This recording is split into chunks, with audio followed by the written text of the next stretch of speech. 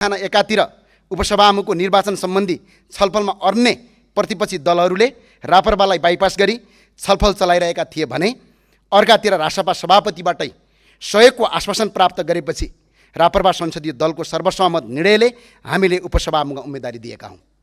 सम्माननीय सभामुख महोदय, आजको हाम्रो उम्मेदवारीले राजनीतिकमा स्पष्ट कित्ता क्लियर बनाएको छ। हिजोका पुराना र भनिएका राजनीतिक दल र अहिले उदाएका नयाँ राजनीतिक दलका साइनबोर्डहरू फरक फरक भए तापनि उनीहरूको बीचको नीतिगत सिद्धान्त र विचारको नाभि एउटै ठाउँमा जोडिएको प्रष्ट भएको छ। सम्माननीय सभामुख महोदय, यो व्यवस्थाको विकल्पको रूपमा मौलिक व्यवस्था खोजिरहेको र यही आयातित व्यवस्थालाई टालटुल गर्नुपर्ने भन्नेहरू बीचको स्पष्ट कित्ता छुटिएकोमा हामीले महसुस गरेका छौँ। हाम्रो उम्मेदवारी केवल एक थान उपसभामुखको पदका लागि मात्र थिएन। यो त आयातित व्यवस्था मान्नेहरू र विदेशीहरूको गोटी भइरहनेहरूका प्रवृत्तिका विरुद्ध र श्री 5 बडा महाराज पृथ्वीनारायण शाहको दिव्य उपदेशलाई शिरमा धारारोपण गर्दै राष्ट्र र राष्ट्रियताको रक्षा गर्ने महाअभियान बीचको स्पष्ट भिन्नता छुट्याउने एउटा ऐतिहासिक परीक्षा थियो, जुन परीक्षामा हामी सहभागी भइरहेछौँ र हामी सफल पनि भएका छौँ।